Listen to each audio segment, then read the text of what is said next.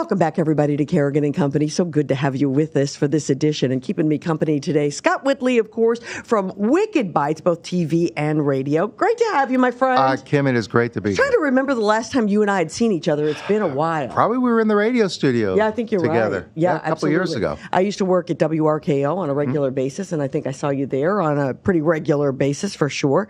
So it's great to have you with us, and I'm really excited about our next guest.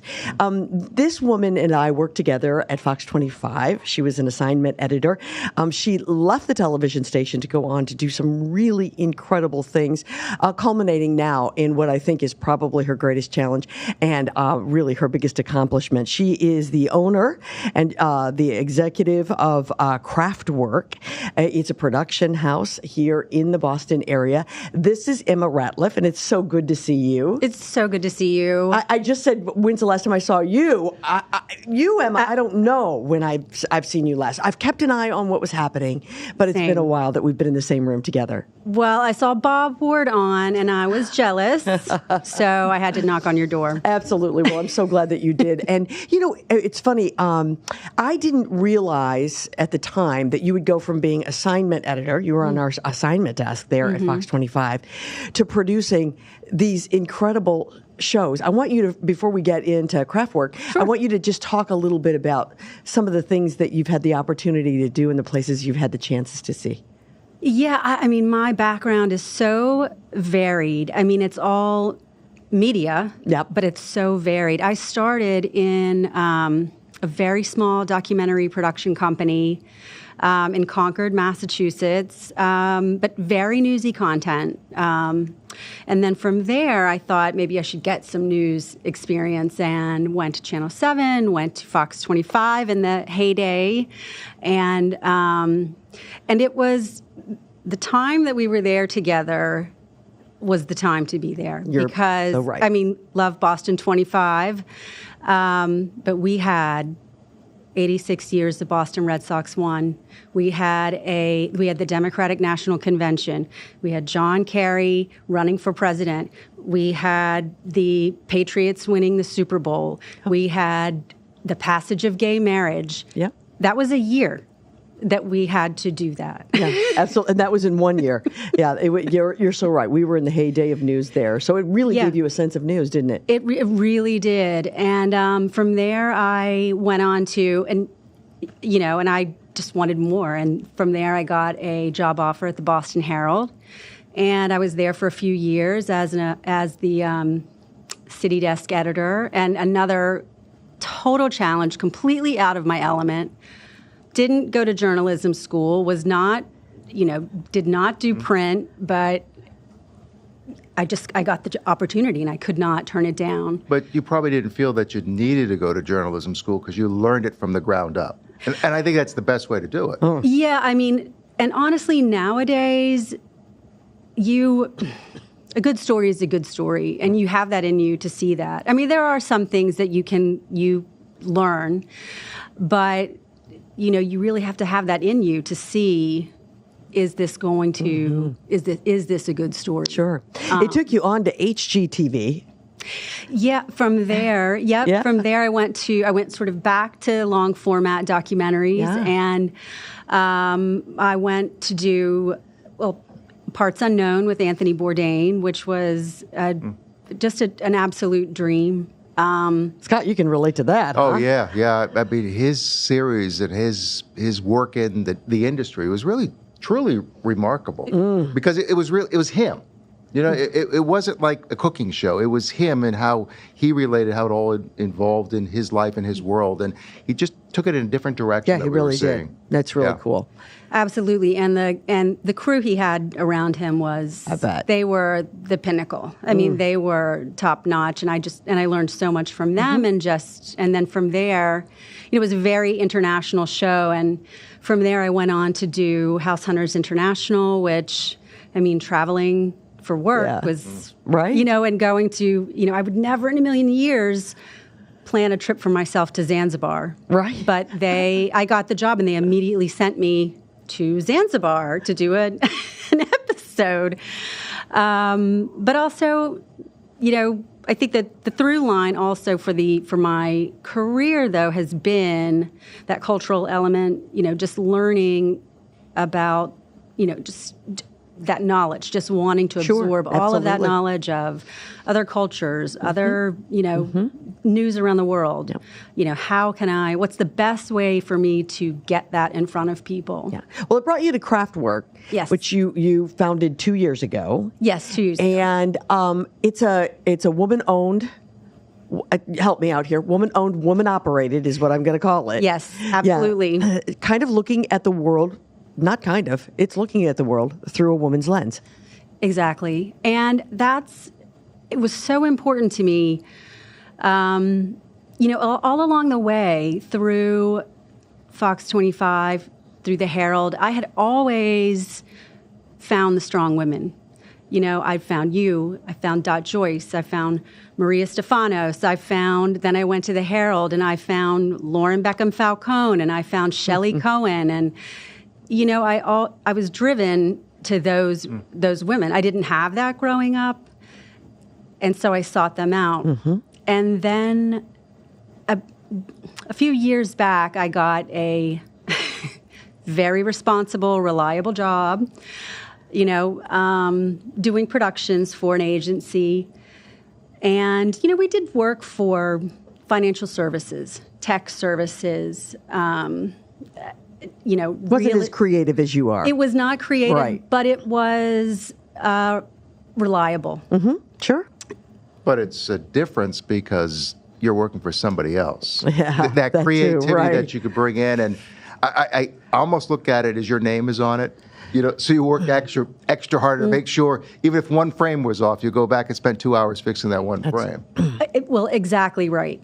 I mean, I could do the job, and I did the job, but at the same time, things would come up like this client needs.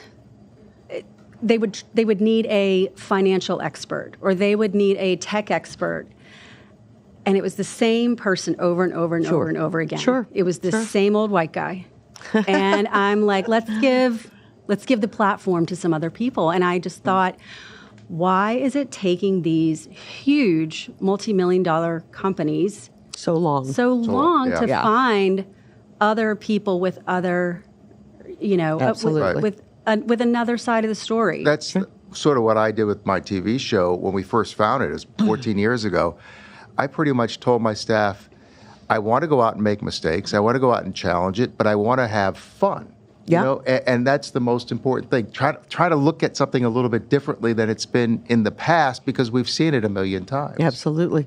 Exactly.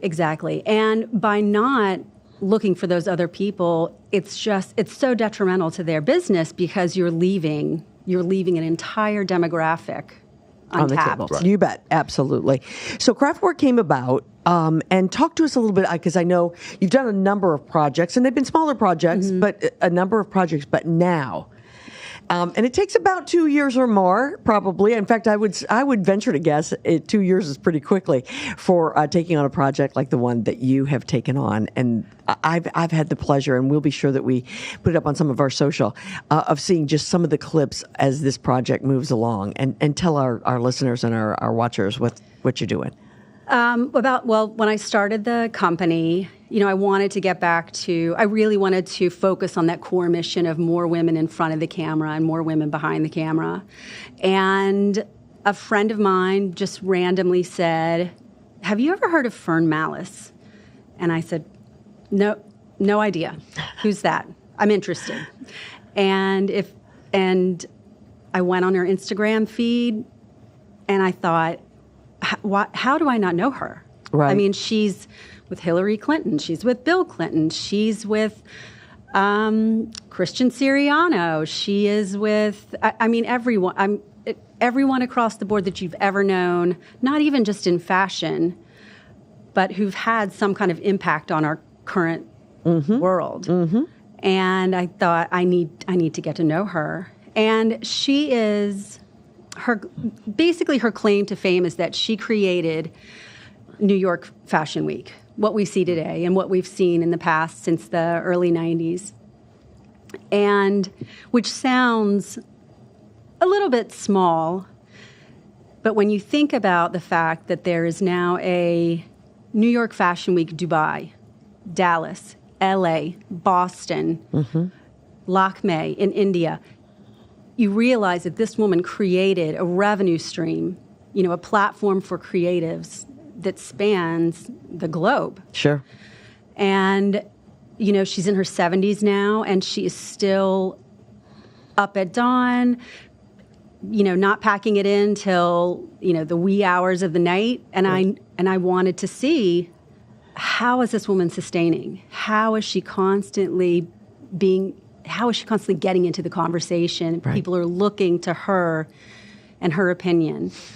I want people to see your life, and especially women, no offense, but No offense, Scott. you don't need to be put on a shelf at a certain time. Sure, which I think is fascinating. That's a really great part of it. Let me ask you about the making of something like this, though. That's not an easy task to undertake. You obviously have to have a big crew, you have to have some researchers, and you have to be able to be on locations. As someone who started this business 2 years ago, how are you going about that? Sorry, I'm laughing because it is. I am still a little bit stunned and overwhelmed that I'm pulling it off. But I know all the pieces, I know the players, and I know what I want at the end. And I truly believe if you have those people around you, you have those people who get it, you can achieve it. How long does this kind of project take? I've always wondered when I'm watching a great documentary, how long did it take to put that together? So far, well, it's been 2 years so far. And in that time, a lot of the time is getting to know Fern, getting her to trust me, to trust the team, to figure out what the story is and the best way to get it on screen. Unfortunately, there's a number out there that someone came up with that says the average production time from start to finish for an independent documentary production is 7 years. And I don't think I can make that 7 years. Right. I'm just not that person. Right. And I just, I get it done. I want people to see it. Sure. I want people to see that's a lot. So much could change. Oh, absolutely. In those 7 years. Right. Well, and there's other subject matters out there that I'm sure you feel you want to move on to, and absolutely, so, not taking away from her by any means and her story, but there are others. Tell me what's something in the pile of dreams. What would you like to do? Well, I would love to see this film on screen. Good that's really I like to live in the present, and so I really want to focus on getting this on screen. Is that getting Netflix? Women to see it. Is that small screen? Is that big screen? What is that? Honestly, either one. Yeah. At this point, with independent filmmaking, the process of that is, you raise the funds, you produce the film on your own. You want it to be independent because you have creative control over everything. Sure. And from there, you take it to film festivals. And then from there, that's when the streamers see it. That's when the studios see it. And that's where the world has changed over the last couple of years. So true. You want to see what's coming out on Netflix. You're not looking at the big channels like you used to in the past. Or the running to a ABC, movie NBC, theater. CBS. They're not what they were. It is absolutely a different world. It is a completely different. Some of it is good, some of it is bad. The industry has changed dramatically. Yeah. And even though you have all of this content on these streaming services, they're still not taking big risks. And I think that, not to get too deep into the business part of it, they're sort of operating on that low risk, high reward, or low risk, some reward. Yes. So they're taking less chances with the artistry of filmmaking. Well, Emma, I would think that if, and it appears to me that you've got a great subject matter and a great documentary in the works, if this does well and you get the attention of the Netflix of the world, and we're just using them as an example, who's to say, who it might be. But if they're listening. Right, exactly. The next one could be funded by them. The next one could be, and your production house could be putting it together, and we hope that's what happens. I think it is so cool that you're doing this through the lens of women women. I love that idea. Obviously, I'm a woman. Again, Scott, we're sorry. We're not trying, honestly, the attention to detail. There is a difference. I mean, there is. I have seen it myself. And women see the world a little differently than men do. They really do. And so to put together something through the eyes of a woman, I think it's interesting for everyone. It's not just women who will enjoy that.